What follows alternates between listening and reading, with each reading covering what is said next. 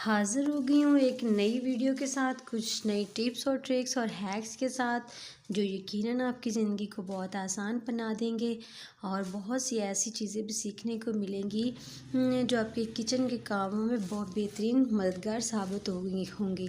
ज़िंदगी में चाहे घर हो या बाहर हो, कुछ ऐसे हैक्स और टिप्स और ट्रिक्स होते हैं जो हमारे काम आते रहते हैं। तो मेरी फुल वीडियो को वॉच कीजिएगा, यकीनन आपके बहुत काम आएगी और बहुत सी ऐसी मुश्किलात को भी आसान बना देगी जो हमारे लिए बहुत मुश्किल होती हैं। तो चलिए इसी के साथ ही अपने वीडियो को स्टार्ट करते हैं, इसलिए मुझे सब्सक्राइब करना बिल्कुल मत भूलिएगा। बिस्मिल्लाहिर्रहमानिर्रहीम। शुरू अल्लाह के पाक नाम से जो बड़ा मेहरबान नहायत रहम करने वाला है। तो मेरी पहली टिप है इस अंडे को लेकर कि जब हम अंडा फ्राई करते हैं ना, तो अंडा जो होता है वो चिपकना शुरू हो जाता है तवे के साथ। तो इसकी एक बेहतरीन टिप है कि एक तो जब अंडा ऊपर डालने से पहले थोड़ा सा नमक छिड़क लें। और दूसरा जो तवा है ना, उसको फुल गरम मत किया करें, क्योंकि जब बहुत ज़्यादा तवा गरम होता है ना, तो अंडा साथ चिपक जाता है। इसलिए जो तवा है ना, वो उसे नॉर्मली गरम रखें, और अगर बहुत ज़्यादा गरम हो जाए तो उसे आग बंद करके थोड़ी देर ठंडा होने दें। जब देखें कि थोड़ा सा गरम रह गया, तब इसके ऊपर अंडा डालें। तो इस तरह करके यकीन करें, बिल्कुल भी अंडे का कचूमर नहीं बनेगा, अंडा बहुत ही ज़बरदस्त फ्राई होगा। तो अंडा डालते साथ ही आप इसको बिल्कुल उलट पुलट मत किया करें। एक साइड से थोड़ा सा अंडे को पक लेने दिया करें, फिर उसके बाद उसको टर्न आउट किया करें। तो इस तरह यकीन करें, इतना ज़बरदस्त किस्म का अंडा फ्राई होता है ना। तब देखें एक साइड से पक गया है, तो अब इसको जब मैं उल्ट दूँगी तो अंडा जो है बिल्कुल भी कचूमर नहीं बनेगा, बल्कि बहुत ज़बरदस्त बनकर फ्राई होगा। तो ये देखें कि अगर हाफ़ फ्राई किया है या फुल फ्राई किया है तो बेहतरीन बनेगा। तो है ना मज़े की टिप, इसको ज़रूर फॉलो कीजिएगा। तो चलते हैं अपनी नेक्स्ट टिप की तरफ। तो ये है अंडे को छिलकों को लेके। तो जो अंडे होते हैं हम रोज़मर्रा खाते हैं, तो बहुत से छिलके जमा हो जाते हैं जो यकीनन बहुत फ़ायदेमंद हैं। ये क्लीनिंग टिप में भी काम आते हैं और हैक में भी। तो जब जिस घर में बहुत ज़्यादा छिपकलियाँ हों जिनसे वो परेशान हो, तो उसके लिए ये एक बेहतरीन हैक है। तो क्या करेंगे कि हम ना अंडे के छिलकों को मुख्तलिफ़ जगह पर रखेंगे। जैसे किचन के कुछ ऐसे कोने होते हैं जहाँ छिपकलियाँ बसेरा करती हैं, तो हम अगर एक जगह पिरो के इसको रख देंगे तो ये एक ही जगह से छिपकलियाँ भागेंगी। तो बेहतर है कि हम डिफरेंट जगह पर रखें, कुछ सहन में, कुछ किचन में, कुछ कमरे में, कुछ उन जगहों पर रख दें जहाँ पे बहुत ज़्यादा छिपकलियों का आना जाना हो। क्योंकि अब सर्दियाँ हैं, इसलिए अब छिपकलियाँ नहीं होंगी, लेकिन जैसे जैसे गर्मी आती जाएगी छिपकलियाँ बहुत ज़्यादा डिस्टर्ब करती हैं, तंग करने लग जाती हैं, मुख्तलिफ़ चीज़ों में गिरने का भी ख़तरा होता है। तो इसलिए मुख्तलिफ़ जगहों पर आप अंडे के छिलकों को रखें, और जो छिलके जो बच जाए ना, उनको आप पिरो के उन जगहों पर भी रख सकते हैं जहाँ पे छिपकलियाँ अपना बसेरा कर लेती हैं। तो गाइज़, यहाँ तक अगर आपने मेरी वीडियो को वॉच कर लिया है तो यकीनन आपको पसंद आ रही होगी, तो मुझे सब्सक्राइब करना मत भूलिएगा। बहुत मेहनत से वीडियो बनाई जाती है, तो अप्रिशिएट कर दिया करें। तो एक तो लाइक बनता है और सब्सक्राइब करना बिल्कुल मत भूलिएगा। तो चलते हैं अपनी नेक्स्ट टिप की तरफ। तो नेक्स्ट टिप मेरी है इस मलाई को लेके।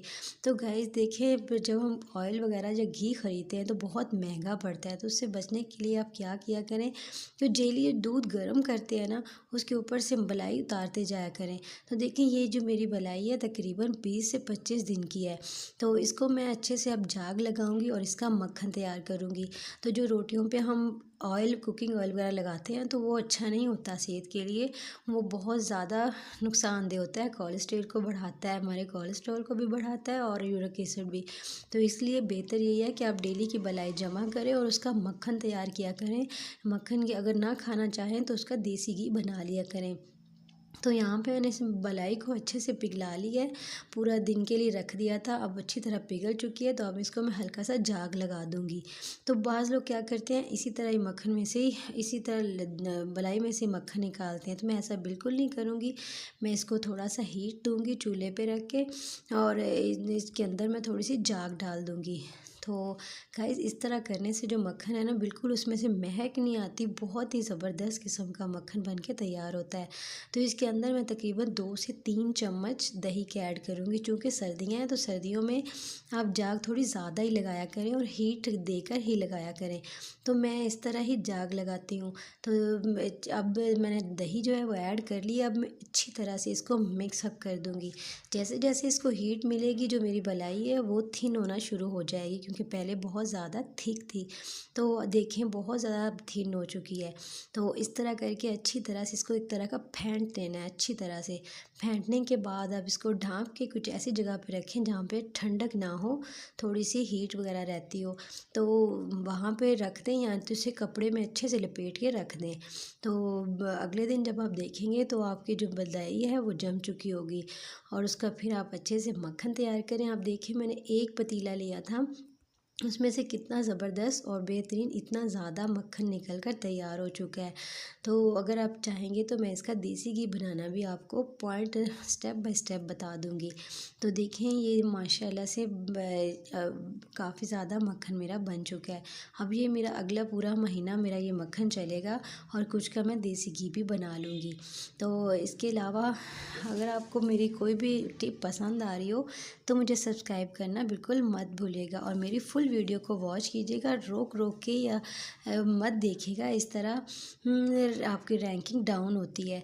तो काइंडली मेरी अगर वीडियो को वॉच करते हैं तो फुल वॉच किया करें और जो देश प्रदेश से मेरे बहन भाई मेरी वीडियो को देख रहे होते हैं वो भी मुझे सब्सक्राइब कर दिया करें और उनका भी बेहद शुक्रिया जो मेरी वीडियोस को पसंद करते हैं और वॉच करते हैं।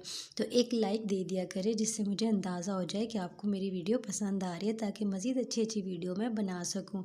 तो गाइज़ अगर आप भी इस तरह का मक्खन तैयार करना चाहते हैं तो मुझे बताएं, मैं आपके साथ फिर एक और वीडियो बनाऊंगी। तो इसके अलावा और भी बहुत सी अच्छी अच्छी हैक्स और वीडियोस मेरे चैनल पे मौजूद है, आप देख सकते हैं। तो चलते हैं अब नेक्स्ट हैक की तरफ। तो मैंने एक DIY करके एक हायर कंपनी के मेरे घर वॉशिंग मशीन आई है, तो मैंने उसका जो डिब्बा था उसको संभाल लिया है। तो अब मैंने सोचा कि इसका DIY करके एक बहुत ज़बरदस्त ऑर्गेनाइज़र बनाती हूँ, जिसकी यकीनन मुझे ज़रूरत भी थी और सोचा कि आप लोगों के साथ भी शेयर करती हूँ। तो डिब्बा बहुत बड़ा था इसलिए फुल वीडियो में नहीं आ रहा था, लेकिन उसके बावजूद मेरी कोशिश थी कि मैं स्टेप बाय स्टेप जिस तरह मैं अपना ऑर्गेनाइज़र बना रही हूँ मैं आप लोगों के साथ शेयर करूँ। तो आप मेरे इस ऑर्गेनाइज़र को यकीनन बहुत पसंद करेंगे।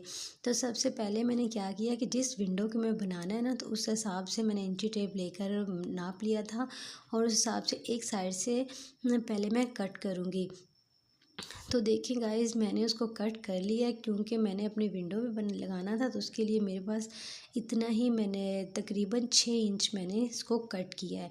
ये देखें ये वाली विंडो है जिसमें मैंने इस ऑर्गेनाइज़र को बना के लगाना था। जब तक मैं इसकी शेल्फ़ नहीं बनवा सकती तब तक मैं इससे ही काम चलाऊँगी और यकीनन बहुत ही ज़बरदस्त और ख़ूबसूरत बनकर तैयार होगा। देखिए जब मैंने इतना कट किया है तो फिर भी स्पेस बच गई है, क्योंकि मशीन का जो है वो डिब्बा इतने ही हाइट का होता है, इतनी लेंथ का होता है, तो इसलिए मुझे मज़ीद साथ अलग से कटिंग करके इसको जोड़ना है। तो मैंने उतना ही नाप लेके मज़ीद कट किया है और इस तरह मेरी 2 पार्टीशन में ये मिनी जो शेल्फ़ है वो बनकर तैयार होगी। तो इस तरह अब जो ऊपर वाला हिस्सा रह गया है मैं उसके हिसाब से वो भी कट करके इसके साथ जोड़ दूँगी। तो वो देखिए मैंने ऊपर वाला हिस्सा भी थोड़ा सा साथ जोड़ दिया है। अब मेरे ये 2 पार्टीशन बन चुके हैं, इनमें मैं गत्ते काट के ना तो इसकी शेल्फ़ें भी अब तैयार करूँगी। तो आप मेरी वीडियो को फुल वॉच कीजिएगा गाइस, बहुत ही ज़बरदस्त किस्म का ऑर्गेनाइज़र बनकर तैयार हो रहा है। तो जब मैं तैयार कर रही थी मैं ख़ुद बहुत ही एक्साइटेड हो रही थी कि ये भी था कि इस मेरे हाथ में भी नहीं आ रहा था, क्योंकि ऑर्गेनाइज़र काफ़ी बड़े साइज़ का ही मैं बना रही थी और फर्स्ट टाइम बना रही थी। तो देखिए गाइस फिर मैंने हॉट ग्लू की मदद से इनके जो पार्ट्स थे डिफरेंट उनको जोड़ना शुरू किया और उनको जोड़ने के बाद फिर मैंने इसके पार्टीशन शुरू किया। इसके शेल्फ़ें बनाने के लिए पीसीस को कट करके इसके अंदर रखना शुरू किया। तो इस तरह करके पहले उसका नाप ले रही हूँ, उसके बाद फिर मैं इसको पेपर की मदद से मैं इसको सारा चिपका लूँगी। तो देखें वो छोटे वाले हिस्से को भी मैंने अलग से कट किया है। मैंने कहा कि इस तरह एक ही करूँगी ना पार्ट, तो वो उसके ऊपर कोई भी चीज़ रखूँगी तो वो नीचे गिर जाएगा। तो इस तरह मैंने बीच में से एक पार्टीशन कर ली थी, छोटे बॉक्स भी साथ बनाए और बड़े भी। अब जब सारे ये बन चुके हैं तो अब इसके बाद मैं जो कोई भी आप ले लें, कोई कपड़ा ले लें, ग्लेज़ पेपर ले लें, गिफ्ट पेपर ले लें, जो भी आपके पास चीज़ अवेलेबल है आप उसकी मदद से इसको चिपका लें। और अगर आपके पास कोई कलर है तो आप इसको वो कलर भी कर सकते हैं। चूँकि मेरे फर्नीचर का कलर ब्राउन कलर में है, इसलिए मैंने गिफ्ट पेपर ले लिया है और गिफ्ट पेपर से मैं इसको पूरे को रैप करूँगी और रैप करने के बाद मैं आपको दिखाऊँगी कि कैसी लुक आती है। तो देखें गाइस, मैंने इसे पूरे को ग्लेस पेपर की मदद से चिपका लिया है हॉट ग्लू लगा के, और उसके जो पार्ट्स थे ना उनको भी मैंने अच्छे से कवर कर लिया है। तो अब बारी है इनके बीच में रख के इनको फिक्स करने की। तो हॉट ग्लू की मदद से मैंने इसको रख के फिक्स भी अच्छे से कर लिया है। तो जब मैंने इसको बिल्कुल नाप किया है विंडो में तो यकीन करें बिल्कुल पूरा आया था।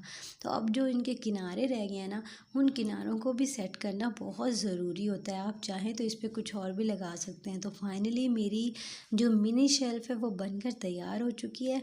तो अब मैं इसको दीवार के अंदर फिट करती हूँ और इसमें आपको चीज़ें भी रख कर दिखाती हूँ कि कितना ही ज़बरदस्त लग रहा है। वॉशिंग मशीन का जो कार्डबोर्ड था वो बजाय कि मैं वेस्ट कर देती, डिस्कार्ड कर देती, उसका मैंने इतना ज़बरदस्त मान लिया है। तो ऑनेस्टली स्पीकिंग पहले मैं इस तरह वेस्ट कर दिया करती थी। तो देखें गाइज़, अब मैं इसके अंदर इसको फ़िट किया है और बिल्कुल परफेक्टली फ़िट आया है। और जब मैंने फाइनल लुक इसमें चीज़ें रख के देखा है तो यकीन करें जितनी थकान थी मेरी वो सब दूर हो गई। तो आप भी बताइएगा कि आपको ये मिनी शेल्फ़ बनकर कैसा लग रहा है कार्डबोर्ड का। अगर पसंद आए तो सब्सक्राइब करना बिल्कुल मत भूलिएगा और अपने प्यारों में भी शेयर कीजिएगा। तो और ख़ुद भी ट्राई कीजिएगा, यकीनन आप भी इससे बेहतर, इससे बहुत अच्छा बना सकते हैं। तो अब मुझे इजाज़त दीजिए, दुआओं में भी याद रखिएगा। एक बात के साथ खुश रहें, खुशियाँ बांटें, हमेशा दूसरों का भी ख्याल रखें।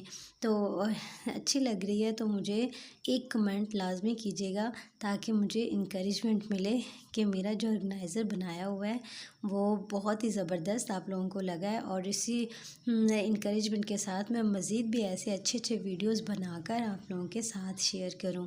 तो गाइज़, अब मुझे इजाज़त दीजिए। अल्लाह हाफिज़।